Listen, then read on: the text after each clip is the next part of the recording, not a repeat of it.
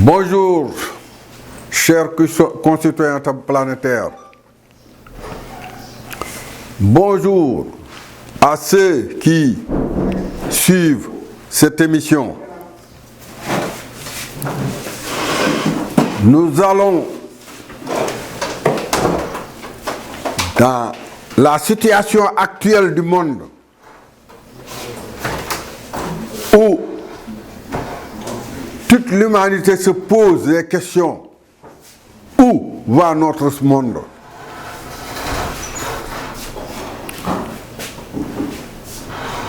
Nous allons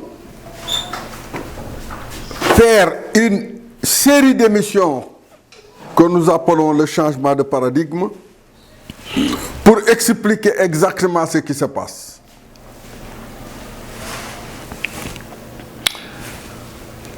J'ai toujours dit que dans notre univers terrestre, où la séparation raciale, ethnique et tout ça fait floraison, qu'on a classifié le monde en riches et en pauvres, pour qu'il y ait qu'il puisse y avoir un dialogue entre les races, il faut une catastrophe. Il faudrait que les riches, ceux qui pensent détenir le monde par leur armement et leur technologie, se rendent compte que, en fait, ils ne contrôlent rien du tout. Que les pauvres qui détiennent une vérité puissent se rendre compte que ce qu'ils craignent, en fait, n'existe pas. Et cette situation-là, le coronavirus l'a amené sur Terre, en touchant au plus profond les gendarmes du monde et ceux qui pensent détenir le monopole de la vérité.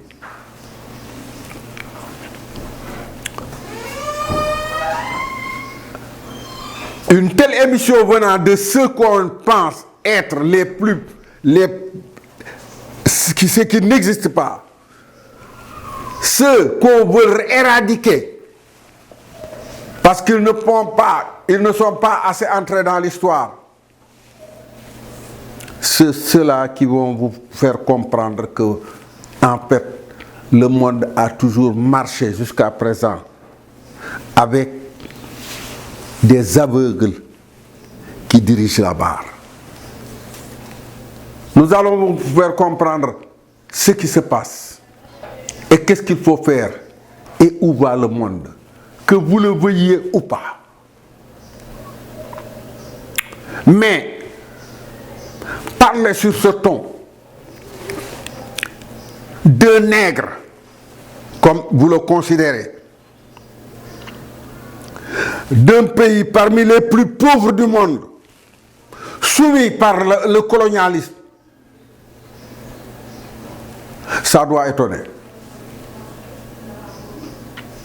Mais en fait, ceux qui pensent détenir le pouvoir, ne sont-ils pas en train de jouer la position du dindon de la farce? Parce qu'il y a eu une première civilisation. Avant de partir, ils ont programmé. Pour que ça atteigne la deuxième civilisation, notre génération, à la fin de son programme, est en train de programmer. Mais qu'est-ce qu'il programme? Tuer le monde entier pour l'équilibre de la Terre. Ce qui veut dire qu'ils ne comprennent même pas ce qui est en train de ce qui se passe et comment le monde marche. Donc nous avons déjà, dans notre introduction, vous dire qu'on va faire une une longue série d'émissions que nous allons appeler le changement de paradigme. Et dans cette première émission d'introduction, on a parlé succinctement du principe terrestre. Nous allons continuer dans cette lancée et vous expliquer exactement la situation où le coronavirus a joué. Pour cela, nous allons considérer le tableau suivant, que j'appelle l'atmosphère terrestre, c'est-à-dire le monde où nous vivons nous tous. Mais dans ce monde, il y a deux atmosphères que nous allons appeler l'atmosphère subsonique, c'est-à-dire où l'air est moins rapide que le son, et dans l'autre où le son est plus rapide. Et entre les deux, on a mis un mur qu'on appelle le mur du son.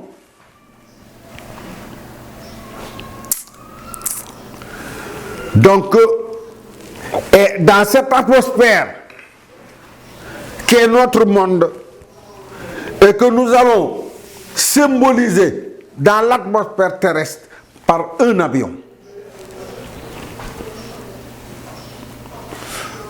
L'avion a la faculté de pouvoir, dans l'air, partir de la terre, c'est-à-dire au sol, s'envoler et graduellement monter en vitesse.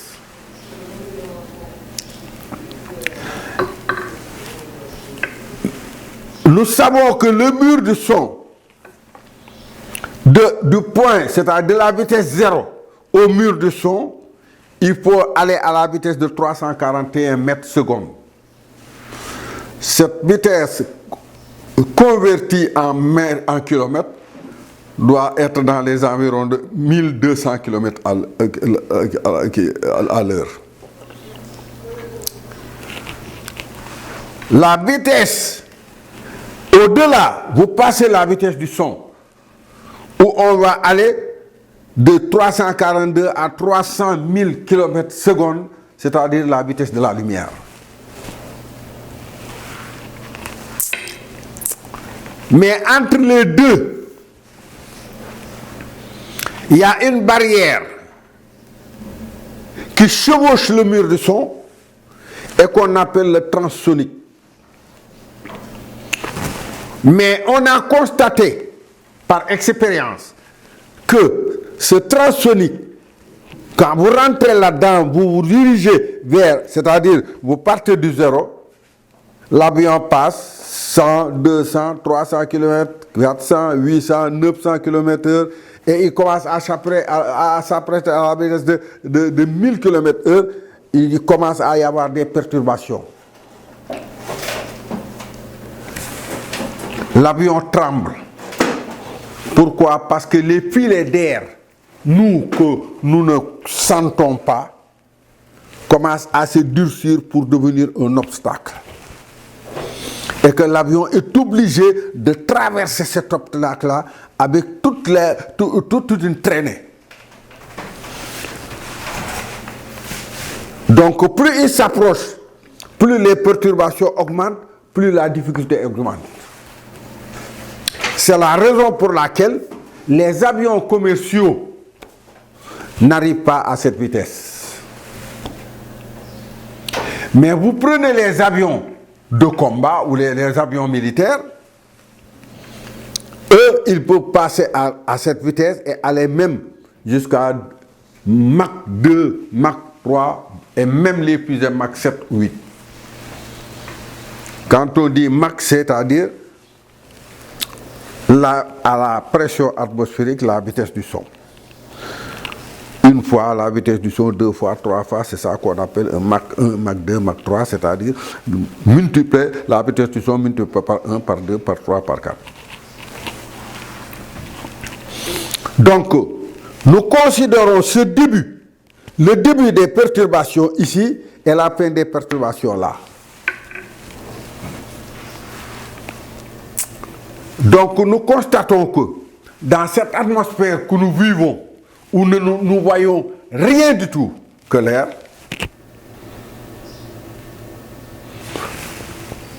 il existe deux atmosphères différentes.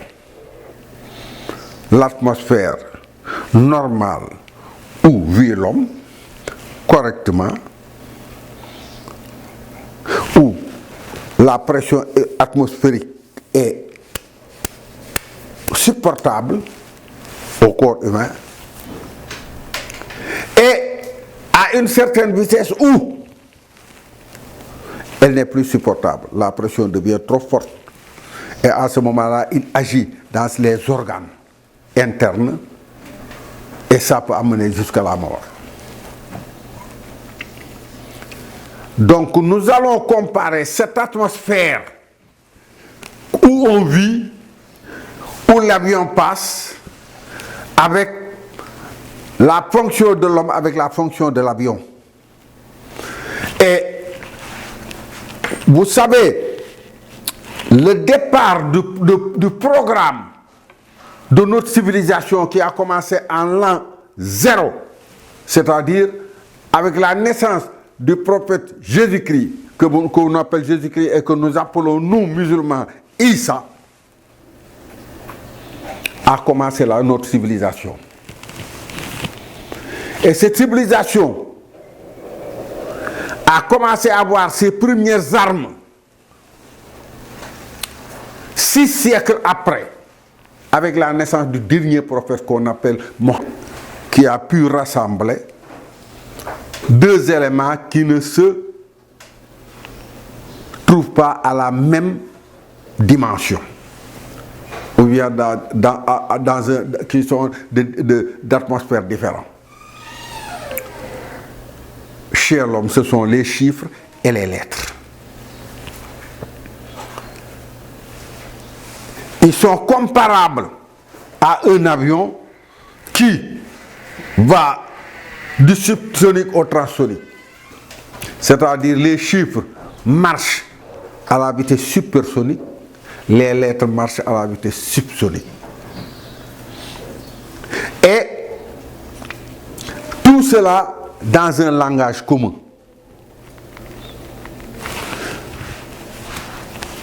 Mais au fil de l'histoire maintenant, la durée de cette civilisation, parce que toute chose a une durée, et que si on compte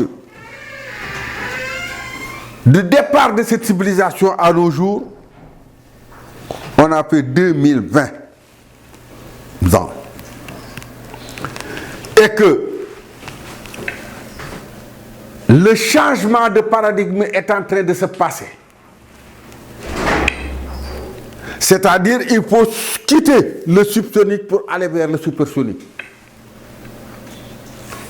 Prévisible dans le comportement des gens qui, déjà, il y a quelques 2 ou 3 ans, commencent à quitter l'analogie pour aller dans le numérique.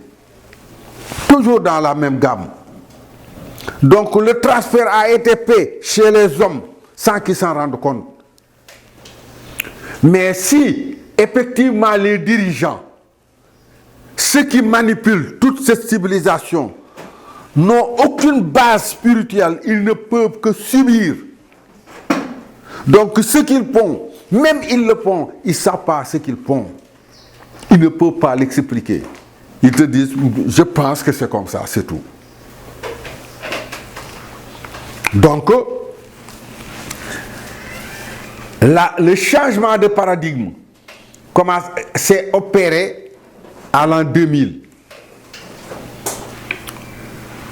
Nous y reviendrons plus tard quand on donnera les détails des signes de cette entrée dans ce paradigme est la transformation et les conséquences au niveau de l'humanité.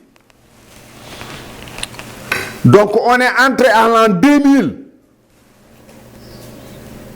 dans ce paradigme, dans ce changement, et on a atteint le mur de son en l'an 2000. Mais vous oubliez que nous sommes dans un monde à 3 dimensions. Mais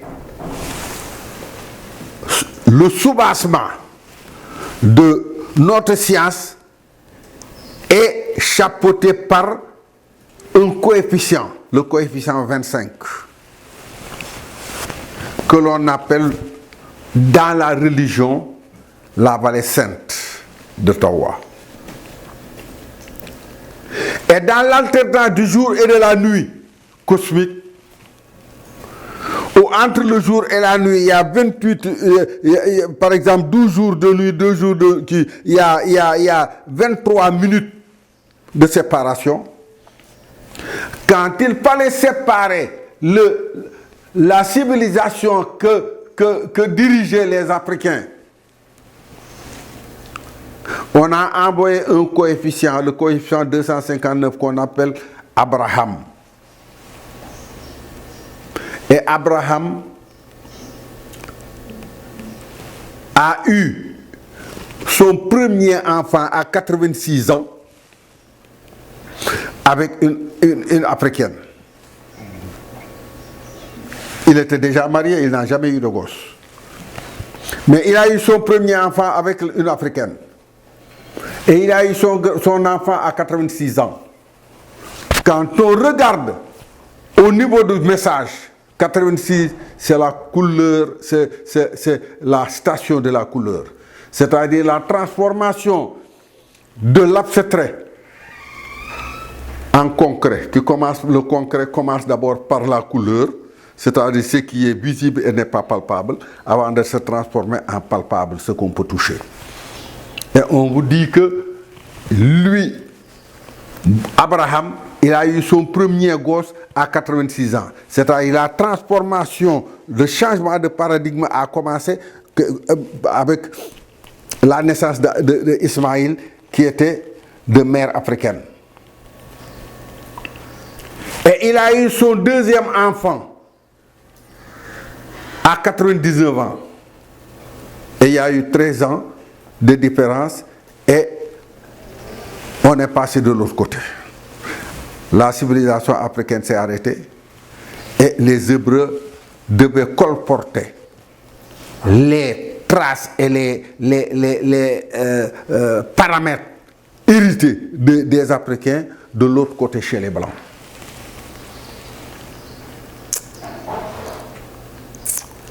Cinq mille après ce passage que Jésus est venu, et on a commencé une deuxième civilisation. Et cette civilisation, quand on est arrivé à l'an 2000, pour passer de paradigme, il a fallu 12 ans. Pour compléter les 13, pour faire les 25. Tout ça, je vous dirai dans quel pays c'était perceptible, comment on peut le voir, mais au niveau, par exemple, de l'Occident, il ne peut pas donner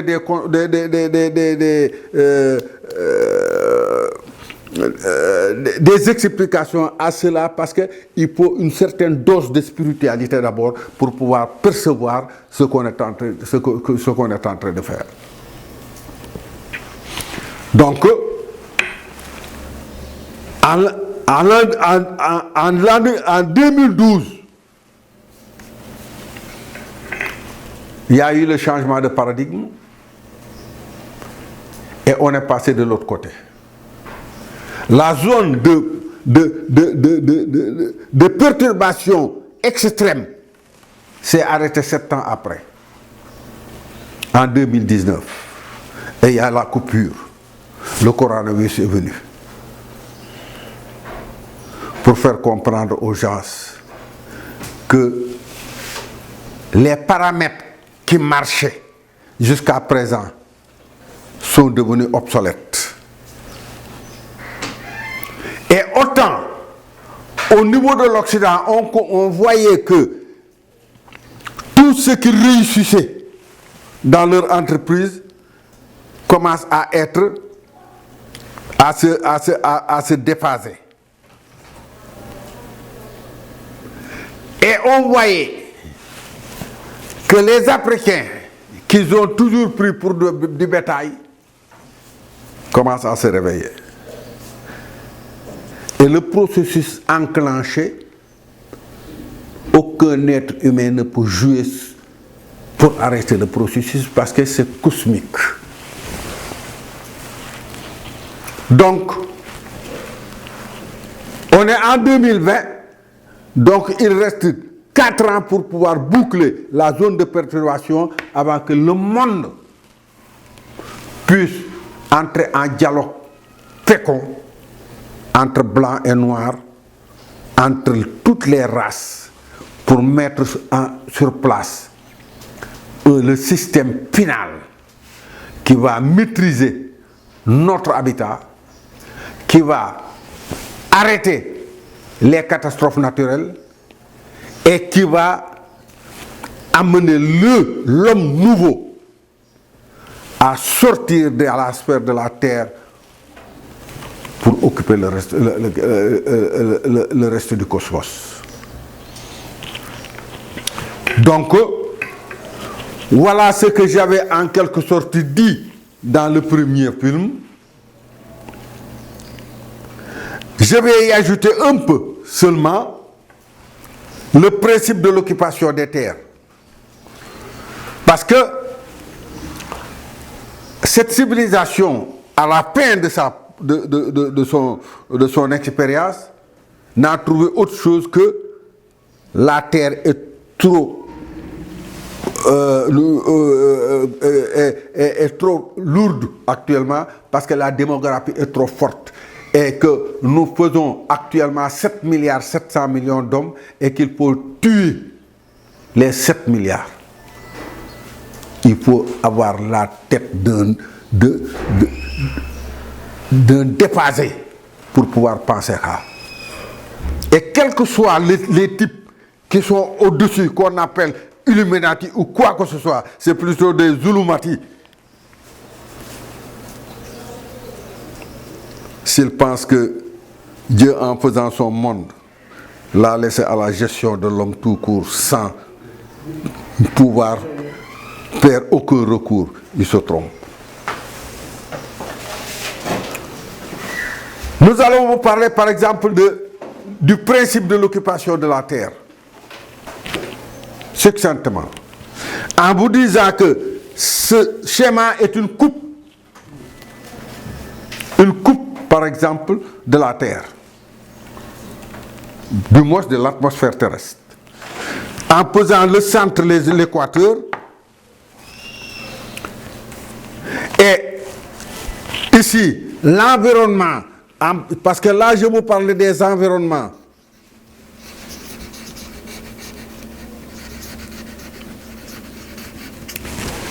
Et ici c'est l'environnement équatorial.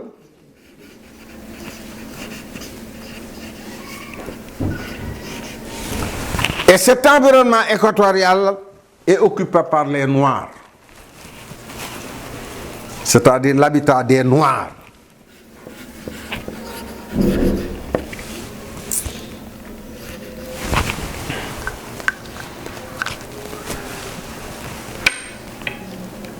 Au départ, sur la terre, il n'y avait que l'homme était confiné dans cet environnement. Avec maintenant le débordement du berceau et la curiosité innée de l'homme, certains sortaient pour aller dans l'autre environnement. C'est occupé par les jaunes.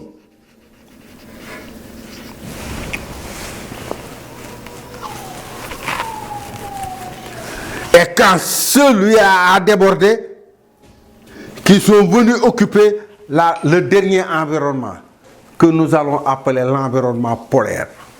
où il fait excessivement froid, où en ce moment-là, l'homme, quand il arrive, il se dépigmente. L'environnement polaire.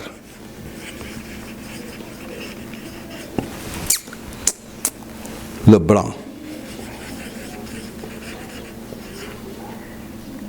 Oui. Les blancs, les jaunes et les noirs. Mais ceux qui pensent tuer la population n'ont pas pensé que cette sphère-là, le globe, pour pouvoir l'équilibrer, il a fallu par exemple la dispersion des hommes sur Terre. Une longue période, des milliers, sinon des millions d'années, pour que l'homme puisse occuper tous les environnements et équilibrer dans un premier temps la Terre. Maintenant qu'il faut un balai universel pour pouvoir arrimer la Terre au ciel, les derniers expérimentateurs pensent qu'il faut tuer le reste du monde. C'est-à-dire la majeure partie du monde, c'est-à-dire 90% de la population, pour qu'il n'y ait que les riches qui surnagent. Voilà la situation où on se trouve. Mais, comme je vous l'ai dit ici, dans le principe du subionique et du sonique, dans ce système tropical, équatorial, l'homme qui y vit a toujours travaillé avec l'intuition, l'émotion, le travail intellectuel n'est venu qu'après. Et pour transférer le savoir de leur expérience à la fin de leur programme, pour l'amener au polaire, c'est-à-dire chez les Blancs, qui en ce moment-là se vêtaient de peau de bête, ils ont mis un système, un circuit, chapeauté par des êtres qui devaient l'amener jusqu'à eux. Et ce sont ceux-là, les derniers nés de cette civilisation-là, qui pensent éradiquer le monde, et particulièrement les Africains. Donc, nous allons démontrer au monde entier, et à travers les livres de la religion, que le programme intuitif des Noirs a toujours contrôlé le programme déductif du blanc. Et qu'un programme et un message, plus il est hermétique, mieux il vaut. Et que le noir, en restant dans son Afrique, en hibernation, confiné dans son Afrique en hibernation, c'était pour ne pas jouer une quelconque partie dans la mentalité des autres. Pourquoi? Parce que le programme final, c'est d'abord joindre les deux civilisations pour en faire une. Et nous le percevons tous. Par exemple, surtout chez les musulmans, avec une prière qu'on appelle la prière de l'ouverture, où ils disent Allahumma salli, Dieu, prie sur cette forme mohammedienne, sur ce prophète, notre Seigneur, qui a ouvert ce qui était permis,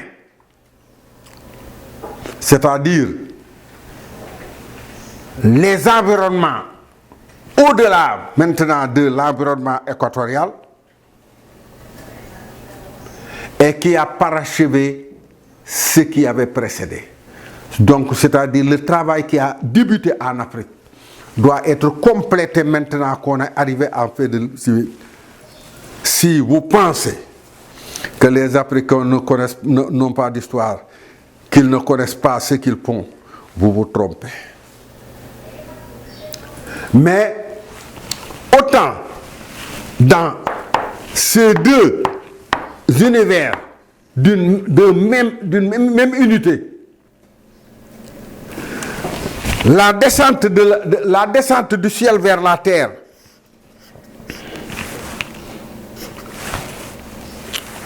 où le ciel, là il y a la lumière au ciel, et ici sur terre il y a les ténèbres.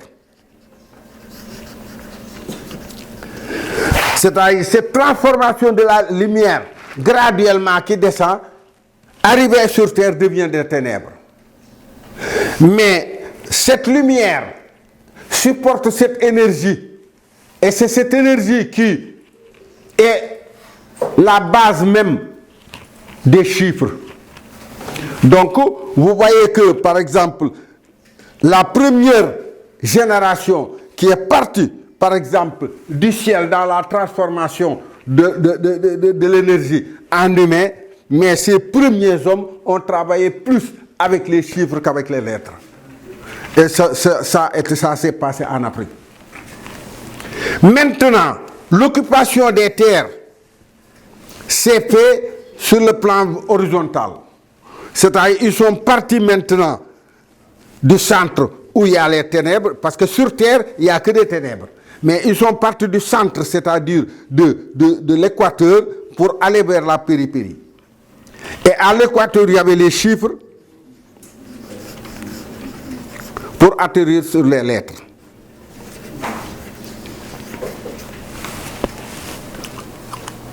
Mais tout cela a été fait dans ce brassage humain. L'homme, en se déplaçant sur terre, colportait le savoir que les autres devaient bénéficier. Donc, si je me suis revenu là-dessus, c'est par l'importance de comprendre que nous vivons dans un univers à deux dimensions internes, c'est-à-dire deux atmosphères internes.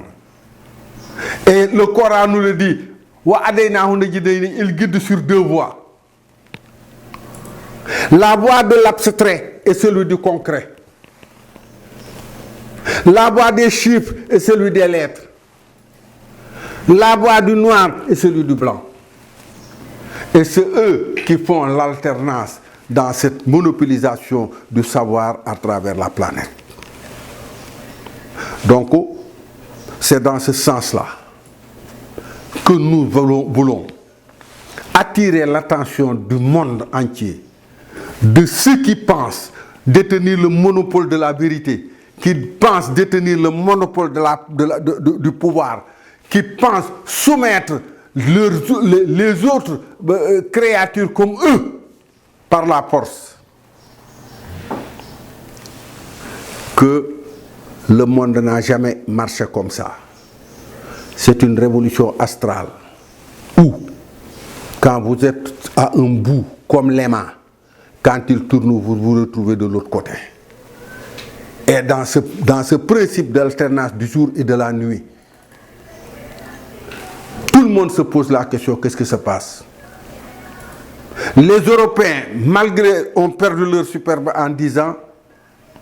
Maintenant, c'est la décadence de l'Occident. Non, ce n'est pas la décadence de l'Occident. Les Africains ne sont pas comme eux. On va raviver la flamme. Et ensemble, nous allons bâtir la civilisation humaine. Cette civilisation que tout le monde attend. Ou la civilisation de paix où l'homme, en marchant, se déplaçant sur terre, ne se sentira pas étranger quelque part.